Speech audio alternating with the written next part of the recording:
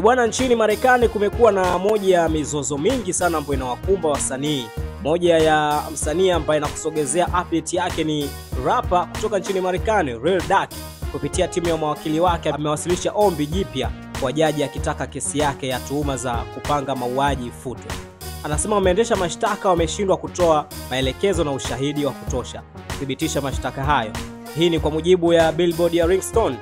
Kumbuka Lil Durk alikamatwa 2024 Oktoba kwa mashtaka ya mauaji ya kulipia huko Broward, Florida. Iliripotiwa mkali huyo wa All My Life kukamatwa kwake kulitokana na washikaji wake watano wa kundi la OTF kuhusishwa na mauaji ya Robinson, binamu wa rapa Quando Rondo, yaliyotokea mwaka 2022 huko Los Angeles. Mashtaka yanayoonyesha kuwa watu hao wana uhusiano na kundi la Durk OTF na wanahusishwa na njama za mauaji zilizopewa msaada wa kifedha na lebo ya Lil Durk.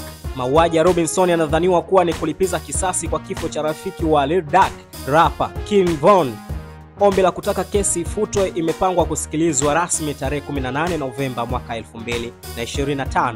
Haya yamekuwa ni matukio yenye muendelezo kwa wasanii wa rapa kutoka nchini Marekani wenye asili ya Kiafrika. Hapa namzungumzia P Diddy, R Kelly, Young Thug na wengine wengi. Kwa haya na mengine mengi endelea kuifuatilia Fimo Online. Mimi naitwa Mo Rush, kijukuu cha mtaani. Till next time.